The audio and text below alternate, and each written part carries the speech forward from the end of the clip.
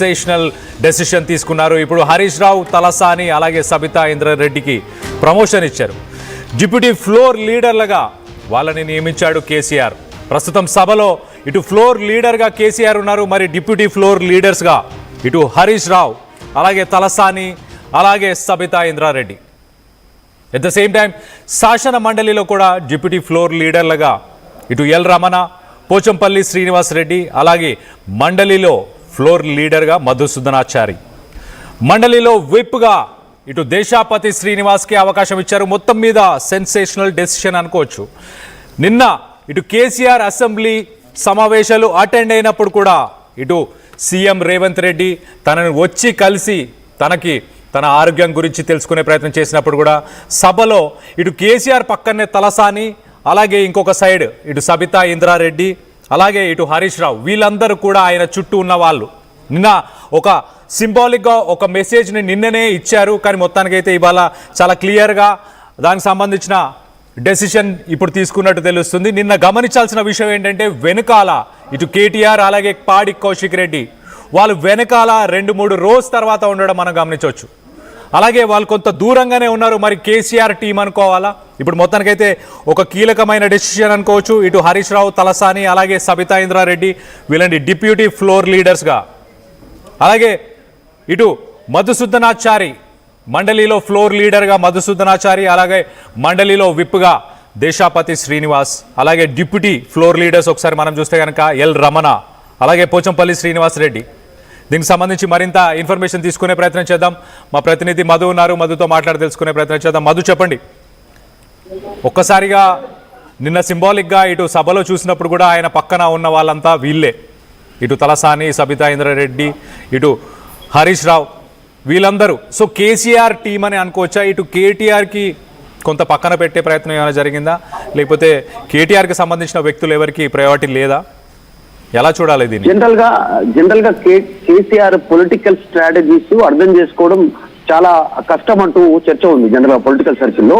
నిజంగానే కేసీఆర్ సభకు వచ్చిన తర్వాత హైదరాబాద్ లో ఉన్నారు. నిన్న హైదరాబాద్ లోనే, ఈ రోజు హైదరాబాద్ నందినగర్ నివాసంలో ఉన్నారు. వరుసగా అందరినీ కలుస్తా ఉన్నారు, నాయకులను కలుస్తారు. వరుస భేటీతో మార్నింగ్ నుంచి నైట్ వరకు, మిడ్ నైట్ వరకు కంటిన్యూ సమావేశాలు నిర్వహిస్తా ఉన్నారు. సాధారణ ప్రజలతో కూడా భేటీ అవుతున్నారు. ఇదంతా చర్చ జరుగుతుంటే నిజంగానే నిన్న సభలో ఆయనకు కేసీఆర్కి ఎడమ పక్కన తలసాని శ్రీనివాస్ యాదవ్, సబితా ఇంద్రారెడ్డి, వెనకాలే హరీష్ రావు ఉన్నటువంటి సిచ్యువేషన్.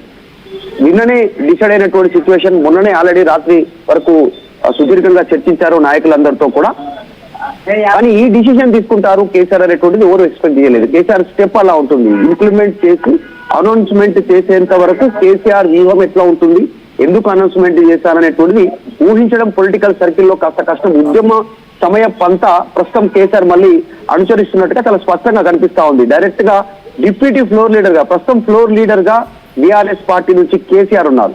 కేసీఆర్ రావట్లేదు సభకి, ఆయన హాజరవ్వట్లేదు అనేటువంటి విమర్శలు ఎక్కువ అవుతున్నాయి, ముఖ్యంగా కాంగ్రెస్ పార్టీ నుంచి, రేవంత్ రెడ్డి నుంచి. కాబట్టి వాటికి ఫుల్ స్టాప్ పెట్టేలా మాజీ మంత్రి హరీష్ రావుకి, తర్వాత సబితా ఇంద్రారెడ్డి, తలసాని శ్రీనివాస్ యాదవ్ వీళ్ళంతా కూడా స్ట్రాంగ్ లీడర్స్ గా మార్కెట్ లో ప్రస్తుతం ముద్ర ఉన్నటువంటి లీడర్సే. హరీష్ రావు, తర్వాత సబితా ఇంద్రారెడ్డి, తలసాని శ్రీనివాస్ యాదవ్ వీళ్ళంతా వాళ్ళ బెంచ్ మార్క్ గతంలో చూపించినటువంటి వాళ్ళే. సాధారణంగా వీళ్ళ పేర్లు రాష్ట్రం అంతా అందరికీ సుపరిచితమే, అందరికీ తెలిసినటువంటి పేర్లు. డిప్యూటీ ఫ్లోర్ లీడర్లుగా ఎల్ రమణ, పోచంపల్లి శ్రీనివాస్ రెడ్డి ఇద్దరు ఎమ్మెల్సీలను నియమించినటువంటి పరిస్థితి. ప్రస్తుతం ఆల్రెడీ మధుసూదనాచారి ఉన్నారు ఫ్లోర్ లీడర్ గా, శాసన మండలి బీఆర్ఎస్ ఎల్పీ ఫ్లోర్ లీడర్ గా.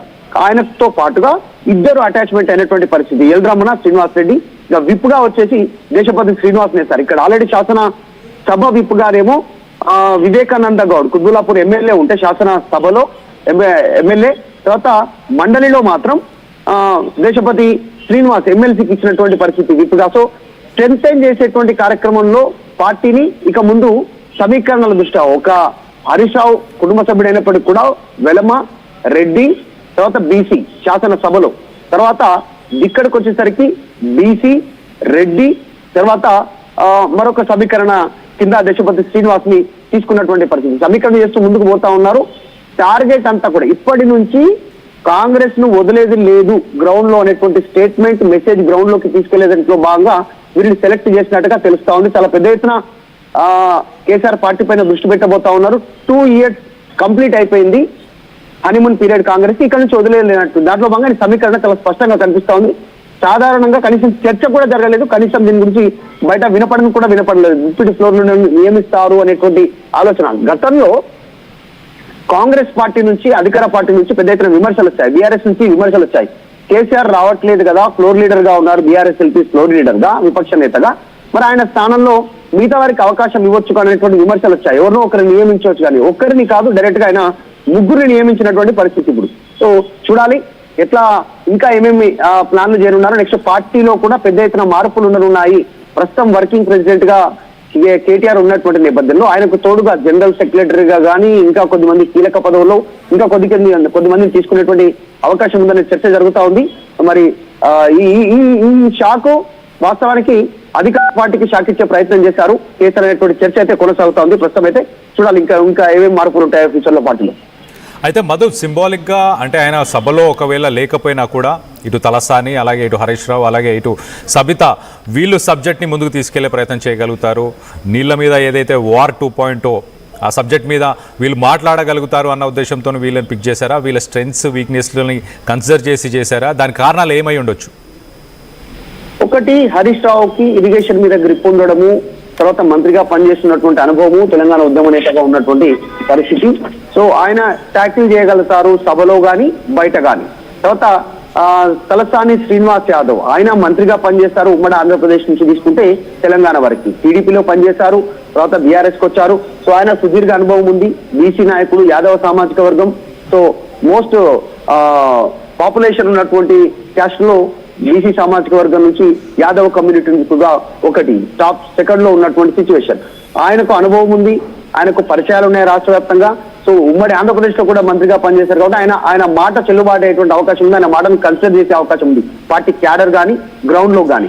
తర్వాత సబితా ఇంద్రారెడ్డి, ఆమె ఉమ్మడి ఆంధ్రప్రదేశ్ లో మంత్రిగా పనిచేస్తారు, ఇక్కడ మంత్రిగా పనిచేసినటువంటి పరిస్థితి. సో ఆమెకు ఒక సపరేట్ లైన్ ఉంది, అందులో భాగంగా మహిళ ఉండడం, బయట నుంచి విమర్శలు లేకుండా మహిళకు అవకాశం ఇవ్వలేదు అనకుండా ఈ రోజు మహిళకు కూడా డిప్యూటీ ఫ్లోర్ లీడర్ బీఆర్ఎస్ ఎల్పీకి సంబంధించి అవకాశం ఇవ్వడం అనేటువంటిది అది ఫ్యూచర్ లో చెప్పుకునేటువంటి అవకాశం ఉంటుంది. అది ఖచ్చితంగా కాంగ్రెస్ పార్టీ తర్వాత బీజేపీ పైన ప్రెజర్ పెంచేటువంటి అవకాశం కూడా ఉంటుంది. మా పార్టీలో మహిళలకు ప్రాధాన్యం ఇస్తున్నామనేటువంటి చెప్పే దాంట్లో భాగంగా ఈ నిర్ణయం తీసుకున్నట్టుగా కనిపిస్తా ఉంది. ఇక మండలి విషయానికి వస్తే కూడా సేమ్ యాజ్ అట్లే ఒక బీసీ, తర్వాత ఒక యంగ్స్టర్ గా పేరున్నటువంటి పోచంపల్లి శ్రీనివాసరెడ్డి ఎమ్మెల్సీ, తర్వాత దేశపతి శ్రీనివాస్ విప్గా ఈ నిర్ణయం తీసుకొని ముందుకు పోతున్నట్టు కనిపిస్తుంది. ఖచ్చితంగా ఫ్యూచర్ లో పార్టీని స్ట్రెంథెన్ చేసేలాగా, వాయిస్ వినిపించేలాగా కార్యాచరణ రూపొందించడానికి లైన్ స్టార్ట్ అయింది. కేసీఆర్ గ్రౌండ్ లో కూర్చారు అనేటువంటి ఒక మెసేజ్ ఇచ్చే దాంట్లో భాగంగా ఈ నియామకం వాళ్ళను నియమించినట్టుగా స్పష్టంగా కనిపిస్తా ఉంది. అయితే మధు, వీళ్ళందరినీ ఇప్పుడు ఇమీడియట్గా అంటే వితౌట్ ఎనీ నోటీస్ దీని గురించి డిస్కషన్ కానీ చర్చ కానీ ఎక్కడ లేదు. ఇటు హరీష్ రావు, ఇటు తలసాని, ఇటు సబితా ఇంద్రారెడ్డి వీళ్ళందరినీ అపాయింట్ చేయడానికి అపాయింట్ చేయడానికి గల కారణం ఏంటి? అంటే ఆయన అసెంబ్లీలో జరగబోయే సెషన్స్కి ఆయన అటెండ్ అయ్యే అవకాశం ఉందా, లేనట్టా, లేకపోతే ఏంటి?